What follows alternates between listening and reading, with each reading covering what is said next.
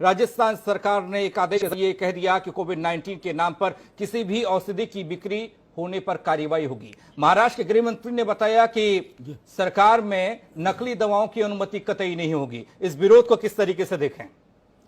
देखिए, इसमें दो बातें बड़ी महत्वपूर्ण हैं। एक, इस बात के विरोध में कोई सेंसिबल आदमी नहीं हो सकता जो बात आयुष मंत्रालय के मंत्री ने कही कि भाई कागज पत्र भेज दीजिए, अब जांच कर लेंगे, उसके बाद अपना निर्णय आपको अवगत करा देंगे, तब तक दवा का विज्ञापन मत करिए। ठीक, उस पर पतंजलि ने कोई प्रतिवाद नहीं किया। पतंजलि ने यह तो कहा नहीं कि हम फिर भी दवा का विज्ञापन करेंगे और बेचेंगे, आप मानो ना मानो। ऐसा बोलते तो मुझे लगता कानून का उल्लंघन हो रहा है, शासन की मर्यादा का उल्लंघन कर रही है पतंजलि। पतंजलि ने एक आयुर्वेदिक औषधि बनाई। उनका दावा है स्वामी रामदेव का कि यह कोरोना के लिए एक मुफीद इलाज है।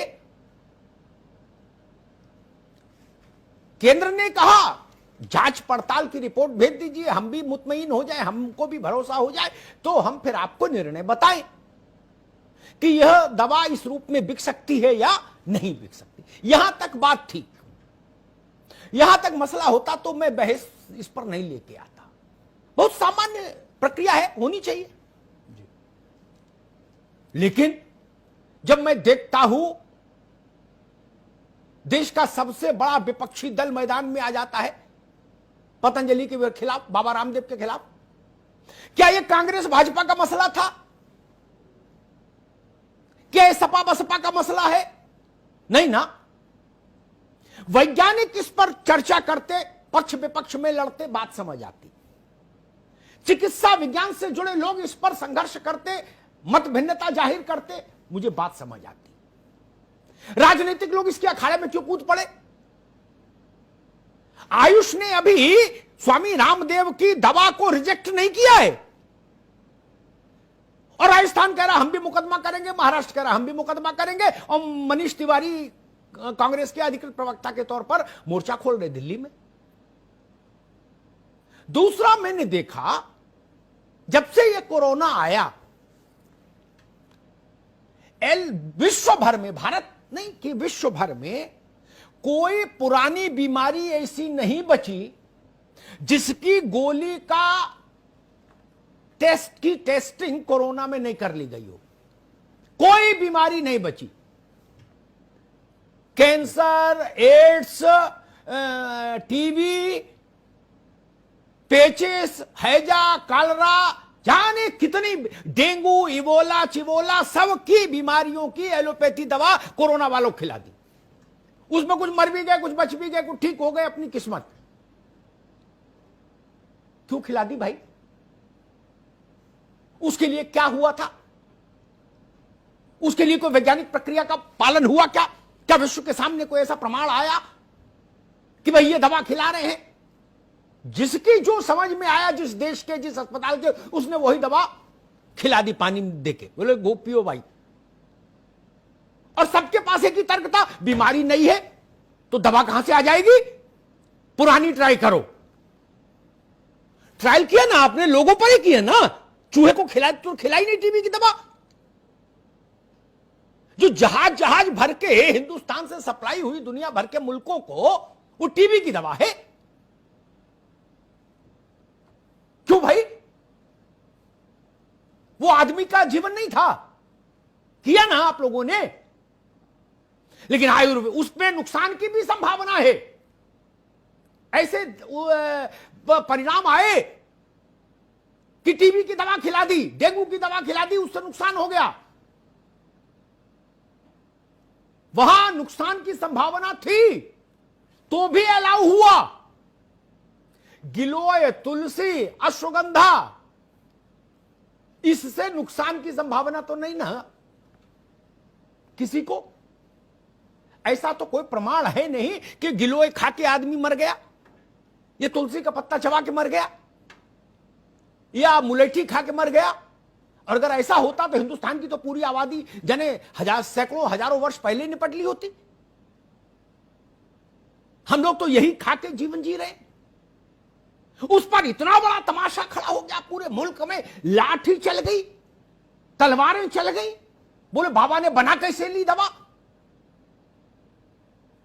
एक तर्क आया, एक राज्य सरकार को मैंने सुना, उस राज्य सरकार ने कहा दावा गलत है, विज्ञापन गलत है और गलत विज्ञापन हमको मंजूर नहीं, इसलिए मुकदमा करेंगे। अच्छा जी, बड़ी अच्छी बात, करना चाहिए। मैं नाम नहीं लूंगा, एक बहुत बड़ी कंपनी 85 साल से क्रीम बना रही है, कहती है गोरे होने की क्रीम है। अमेरिका, जापान, ताइवान, चीन, हॉलैंड, पोलैंड सब मिलके आज तक ये नहीं तय कर पाए कि गोरेपन की कोई क्रीम भी होती है क्या। बिक रही है ना, बिक रही है ना। गंजे के बाल लाने की 1000 दवाएं तो भारत में है, अमेरिका में कितनी होंगी मुझे पता नहीं। साइंस कहती है कि बाल चले गए तो आएंगे नहीं, चाहे उल्टे लटक जाओ। बिक रही है ना। भारत के हर मेडिकल स्टोर पर लंबाई बढ़ाने की गोली, सिरप मिल रहा है कि नहीं, मिल रहा है कि नहीं। साइंस कहती है लंबाई गोली खाने से नहीं बढ़ सकती, खंबे पे लटकोगे तो बढ़ भी सकती है थोड़ी बहुत, गोली खाने से तो नहीं बढ़ती। पेड़ पे उल्टे लटको आम के पेड़ पे तो बढ़ जाएगी, लेकिन बिक रही है ना। लोगों ने कहा यह दवा खा लो तो दिमाग तेज हो जाएगा।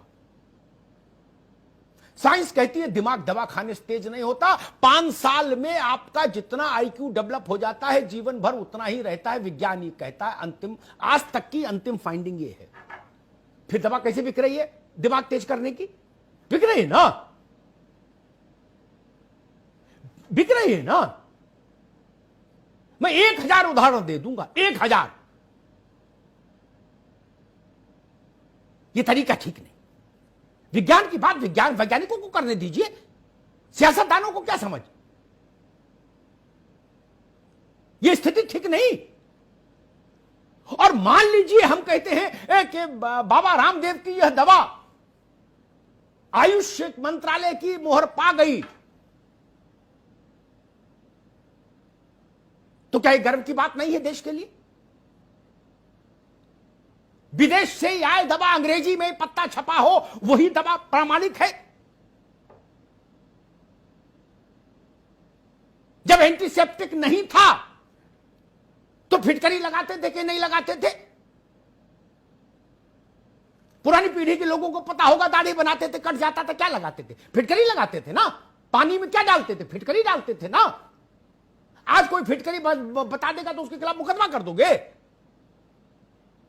आपकी मर्जी, आप मत खाइए फिटकरी, लेकिन आप गोरेपन की क्रीम पर के खिलाफ नहीं होते। दोहरा चरित्र वहां है। आप लंबाई बढ़ाने वाली दवा के खिलाफ नहीं खड़े मोर्चा खोलते। और जितनी दवाएं रात में 12 बजे के बाद टीवी पर जिनका प्रचार आता है, वो दवाएं हैं, साइंस तो उनमें से किसी को इंडोर्स नहीं करती। सच्ची बात तो ये है। बिक रही है ना, और सबसे ज्यादा बिक रही है। फिर इसलिए विवेक से बात होनी चाहिए। आयुर्वेद का विरोध ठीक नहीं। एलोपैथी की उम्र कितनी और मानव की उम्र कितनी? क्या एलोपैथी मानव के साथ जन्मी है? नहीं। एलोपैथी का कितना इतिहास है।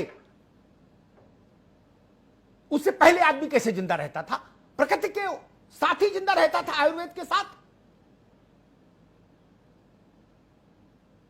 आज मैं एक देख रहा था, एडिनबर्ग यूनिवर्सिटी या किसी यूनिवर्सिटी पे शोध चल रहा है कि गुनगुना पानी नमक डाल के गरारे करने से लाभ हो रहा है इस लड़ाई में कोरोना की। उसके खिलाफ भी मोर्चा खोलोगे? और ये बात बाबा रामदेव बोल दें तो मोर्चा खोल देंगे।